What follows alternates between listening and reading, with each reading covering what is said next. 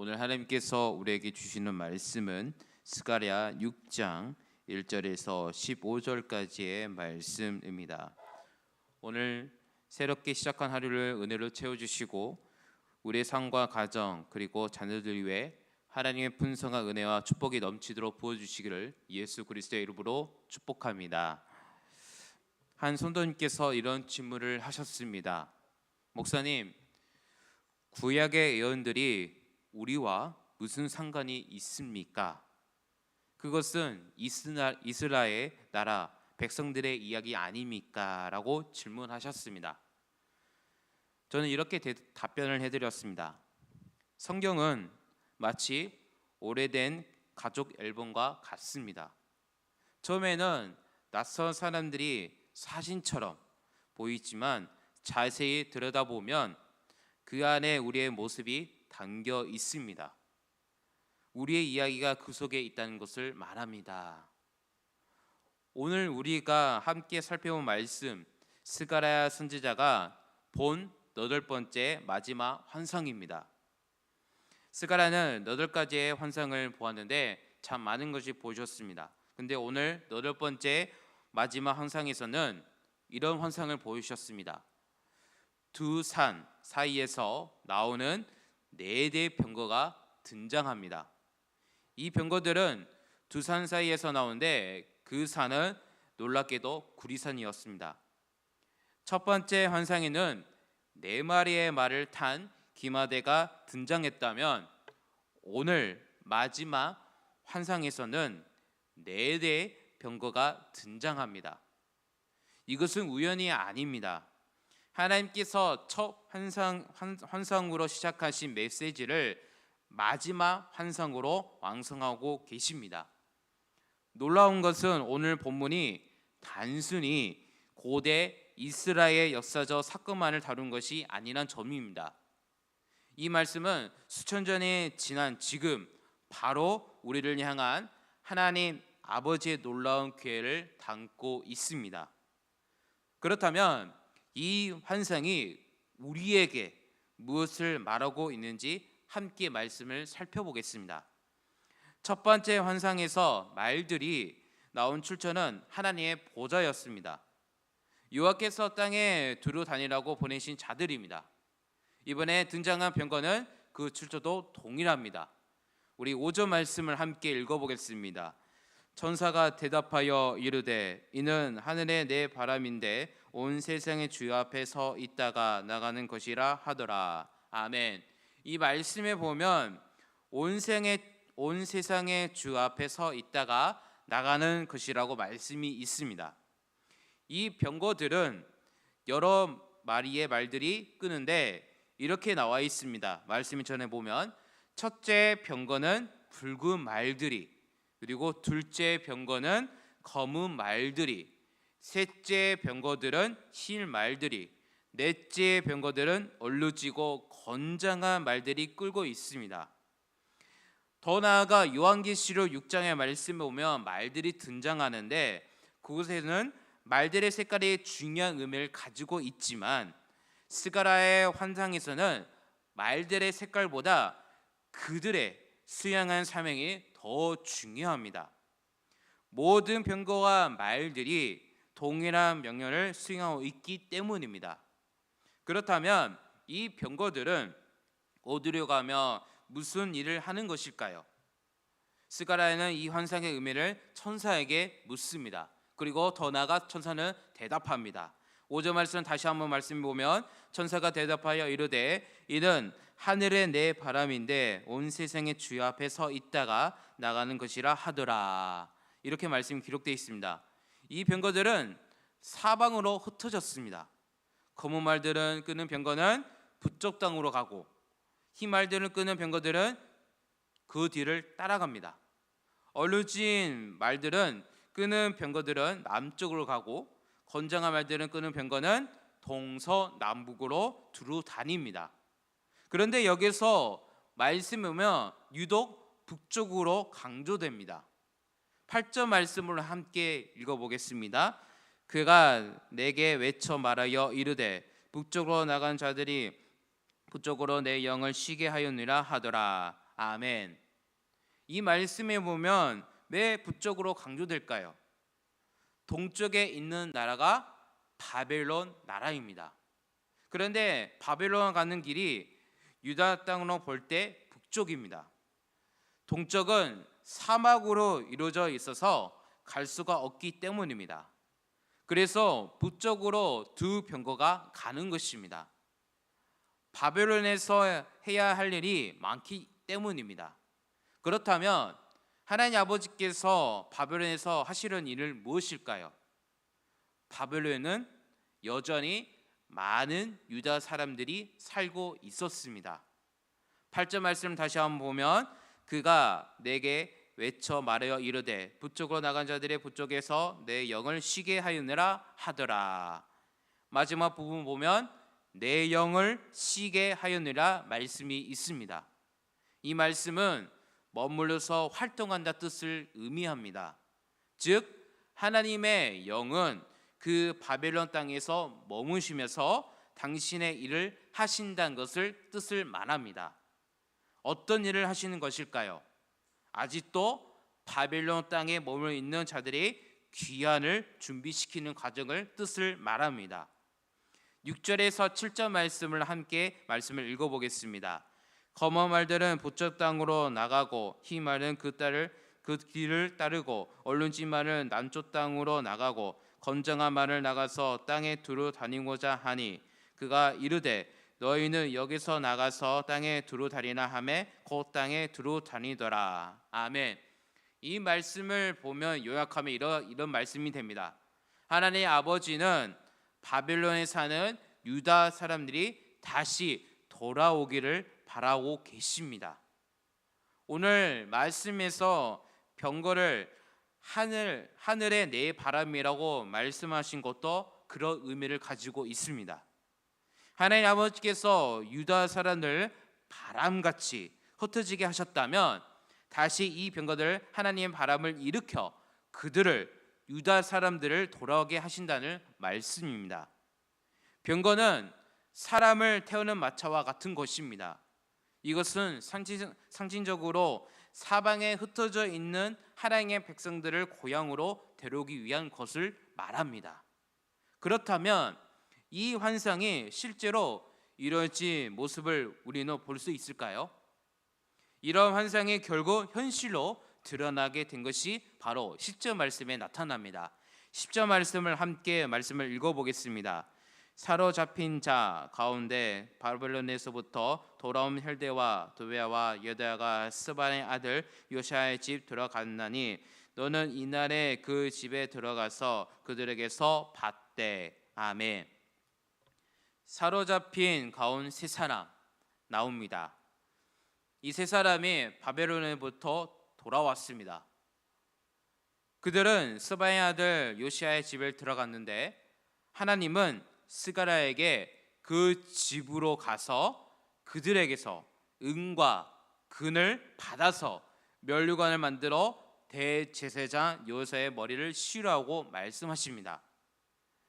더 나아가 전에 말씀 보면 에스라서가 있는데 에스라서의 말씀에 보면 바벨론에서 귀환한 사람들이 성전 건축을 위해 어마어마한 예물을 드렸다고 기록되어 있습니다. 바벨론에서 귀환한 사람들이 그곳에서 많은 재물을 모아 유다 땅으로 돌아왔던 것을 말해주는 것입니다. 그런데 여기서 중요한 질문이 생깁니다. 면류관을 만들어 대제사장 여호수아에게 머리에 씌운다는 것은 어떤 의미를 가지고 있을까요? 그가 왕이 된다는 의미일까요? 그렇다면 지금 있는 이 시대에 총독 스룹바벨은 존재는 무엇이 되는 것일까요? 사실 왕이라면 이스라엘 정통에 보면 기름을 붓는 의식을 해야지 왕이 될 수가 있습니다. 그러니까 이것은 여호수아가 왕이 된다는 의미가 아닙니다. 그런데 이 면류관을 여호수아에게 씌우면서 하나님이 하시는 말씀을 들어보면 이 면류관이 대제사장 여호수아를 향하는 면류관이 아닌 것으로 보입니다. 이 질문에 대한 답을 찾기 위해서는 12절에서 13절의 말씀을 통해서 볼 수가 있는데, 먼저 12절 말씀을 함께 말씀을 읽어보겠습니다. 말하여 이르기를 만군의 여호와께서 이같이 말씀하시되 보라, 싹이라 이름하는 사람이 자기 곳에서 돋아나서 여호와의 전을 건축하리라. 아멘. 이렇게 말씀하시고는 그 면류관을 여호와의 성전에 보관하라고 하십니다. 요소가 쓰는 것도 아니고 왕궁에 있는 것도 아니고 여호와의 성전에 보관하라고 하십니다. 이 이야기는 아직 그 면류관의 주인이 나타나지 않았던 뜻을 말합니다. 그렇다면 그는 누구일까요? 12절에서 그 암시가 나와 있는데, 보라, 싹이라 이름하는 사람이 자기 곳에서 돋아나서 여호와의 성전을 건축하리라 라는 말씀이 주목하시길 바랍니다. 여기서 싹이라는 이름하는 사람은 바로 메시아를 말합니다. 이사야서 11장 1절에서 이렇게 예언합니다. 이새의 줄기에서 한 싹이 나며 그 뿌리에서 한 가지가 나서 결실할 것이요. 지금은 대제사장 여호수아에게 이 면류관은 잠깐 씌워졌지만 그것은 장차 오실 메시아의 예표로 그렇게 한 것일 뿐입니다. 하나님이 생각하시는 메시아는 정치적인 메시아가 아니었습니다. 하나님은 온 인류를 지옥의 형벌로부터 구원할 메시아를 생각하고 계셨습니다. 오늘의 이 말씀은 바로 예수 그리스도를 말씀하신 예언입니다. 그렇다면 이 메시아가 오셨다 하신 일은 무엇일까요? 13절 말씀을 함께 말씀을 읽어보겠습니다. 그가 여호와의 전을 건축하고 영광도 얻고 그 자리에 앉아서 다스릴 것이요 또 제사장이 자기 자리에서 있으리니 이 둘 사이에 평화의 눈원이 있으리라 하셨다 하고. 아멘. 13절의 말씀에 나온 것처럼 메시아가 오셔서 하실 일은 여호와의 성전을 건축하는 일입니다. 이것이 바로 예수님께서 오셔서 하신 일입니다. 예수님은 채찍을 들고 성전을 정하신 후에 이렇게 말씀하셨습니다. 너희가 이 성전을 헐라 내가 사흘 동안 일으키니라 라고 이렇게 말씀하셨습니다. 주님이 건축하신 성전은 예루살렘의 성전처럼 돌로 쌓아 올린 건물이 아니었습니다. 예수님의 십자가 못 박혀 죽으심으로 성전을 휘장에 찍으시고 모든 사람들을 하나님의 계신 지존조로 초대하시는 참된 성전이 되었다는 것을 말합니다. 15절의 말씀에 이렇게 기록되어 있습니다. 먼데 사람들이 와서 여호와의 전을 건축하리니 만군의 여호와께서 나를 너희에게 보내신 줄을 너희가 알리라. 너희가 만일 너희의 하나님 여호와의 말씀을 들을진대 이같이 되리라. 아멘. 먼데 사람들이 와서 여호와의 전을 건축하리니 이 말씀을 주목하시고 이 말씀을 중요한 말씀을 생각하시기 바랍니다. 이 말씀의 의미는 그리스도의 몸인 성전인 이방인 사람들이 다 와서 함께 성전을 이루는 교회를 말하는 뜻을 말합니다. 하나님은 스가랴의 예언을 통해서 지금 당장 성전 건축의 현실을 넘어서 장차 우리와 함께 이루어질 하나님의 참된 성전, 즉 그리스도의 몸인 교회를 말씀하고 계신 것을 말합니다. 그래서 수가선 여인이 예수님께 예배 장소에 대해서 물어볼 때 예수님이 이렇게 대답하셨습니다. 아버지께 참되게 예배하는 자들은 영과 진리로 예배할 때가 오나니 곧 이때라. 이렇게 말씀하셨습니다. 십자가로 새로운 성전을 지으신 후에야 비로소 참된 예배를 드릴 수 있게 된다는 말씀입니다. 이제 우리는 예루살렘에서 가지 않아도 됩니다. 특정한 장소에 가지도 않아도 됩니다. 예수 그리스도 안에서 우리 안에 자신이 하나님의 성전이 되었기 때문입니다. 이것이 바로 스가랴 본 환상의 궁극적인 성취입니다. 사랑하는 우리 성도님들, 참으로 놀라운 것은 우리가 바로 지금 이 애언과 환상의 주인공이 있다는 것을 말합니다. 수천 년 전에 말씀하신 이 애언이 지금 우리의 현실이 되었습니다. 우리는 이방이었습니다. 하나님과 상관이 없는 자들이었습니다. 그러나 예수 그리스도의 십자가로 말미암아 우리도 하나님의 선전을 건축한 자들이 되었습니다. 에베소서 2장 19절 말씀에 이렇게 말씀합니다. 그러므로 이제부터 너희도 외인도 아니요 나그네 아니요 오직 성도들과 동일한 심이요 하나님의 권속이라. 아멘. 이 놀라운 은혜를 깊이 깨닫고 참된 선전을 사랑으로 건축하며 영과 진리로 예배하고 잃어버린 영혼들을 주님께 인도하는 복된 삶을 살아가시기를 예수 그리스도의 이름으로 축복합니다. 함께 말씀을 생각하시면서 기도하겠습니다. 하나님 아버지, 이 놀라운 은혜를 잊지 않게 인도하여 주시고 그리스도의 몸된 교회를 사랑으로 건축한 자들이 되게 도와주시고 용과 진리로 예배하는 특권을 누리며 주님을 진정으로 사랑으로 마음을 예배하는 자들 되게 하여 주시옵소서. 아직은 복음을 모르는 영혼들을 불쌍히 여겨주시고 늘 그들을 위해 기도하고 복음을 전하는 우리가 될 수 있도록 우리 다 함께 기도합시다. 우리 또 기도하실 때 아픈 하늘에 기도합시다. 김모장 권사님, 유전수 선님, 그리고 오기승 권사님, 김재영 권사님, 윤문정 장모님, 윤정복 장모님, 그리고 이규대 집사님, 전명석 권사님, 조대장님, 최영현 권사님, 그리고 현노아이. 우리가 이제 월요일 날 이제 김병태 집사님께서 이제 서울로 올라가서 이제 정략적으로 이제 검사하게 됩니다. 그에 따라 수술할지 아니면 치료할지 결정되는데 우리 김병태 집사님께서 빨리 염증이 가라앉고 좋은 결과를 얻을 수 있도록 우리 김병태 집사님 위해 기도하시기를 바랍니다. 오늘은 주일 예배가 있습니다. 그리고 오후 찬양 예배 그리고 종교의 체육도가 있습니다. 이 기도를 가지고 합심 기도하겠습니다. 다 함께 기도하겠습니다. 하나님 아버지 감사합니다. 오늘 세가랴 환상의 마지막 8번 환상을 보았습니다. 많은 것을 우리에게 보여주시고 하나님께서 참된 진리를 알려주셔서 감사합니다.